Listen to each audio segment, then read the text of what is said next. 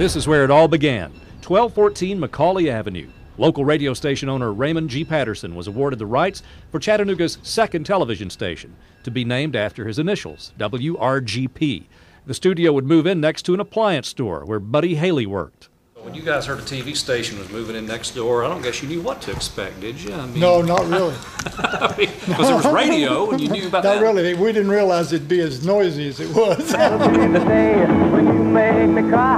In 1954, WDEF Channel 12, primarily a CBS station, had signed on the air. So for more than 2 years, Chattanoogans who owned a TV set had one channel and a lot of snow.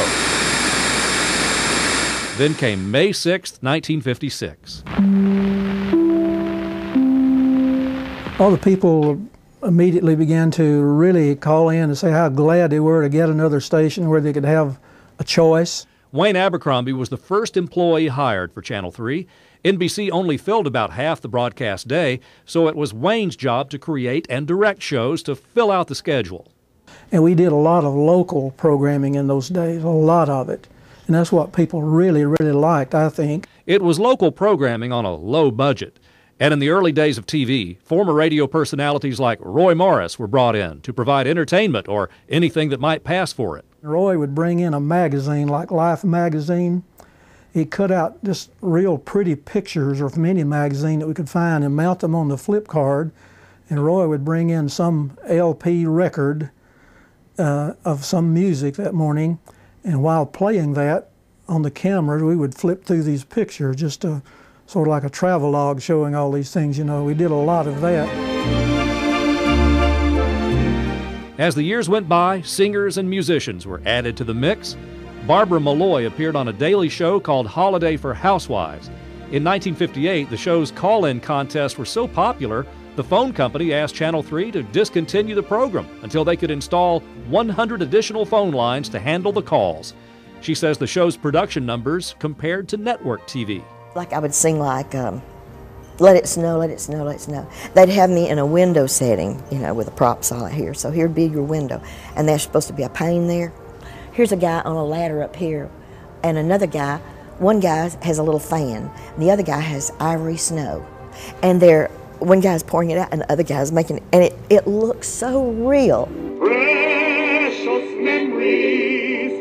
Among Barbara's co-stars was a young Jim Nabors, who would go on to national fame as Gomer Pyle. Golly. At Channel 3, Nabors had two jobs, singing on the air and editing film off the air. I used to clip together all the commercials for insert the commercials into the films. And then I also edited the news and so forth. It was a great time. I had a good time doing it. I didn't know what I was doing, but it was a lot of fun. How did you get a car out here? On a recent tour of the original studio, Wayne Abercrombie found one of Jim Nabors' machines still in place. Here's the original 16mm projector, sure as the world. Yeah, that's it. Where this used to sit in there was later replaced with the videotape machine. That film projector sits as a lone reminder of Channel 3's early days, long before the station introduced satellite news gathering technology. I'm really marveling at you guys of being able to go out with your live eyes and instantly shoot that satellite and get on the air with it. And for us in those days, it was a matter of shooting it on 16mm film, bring it down here across the room over there and run it through the tanks, all these wheels, and processing and developing the film, then run in the control room. A lot of times we'd put it on there still wet, coming out of the tanks to meet the 6 o'clock news deadline. 50 years after he first walked through these doors, Channel 3's first employee has seen it all. And as we begin our second half-century, we're honored to still have him in our corner. Channel 3 is embedded in my soul and brain and my heart very much, and my channel just automatically flips to Channel 3 still these days.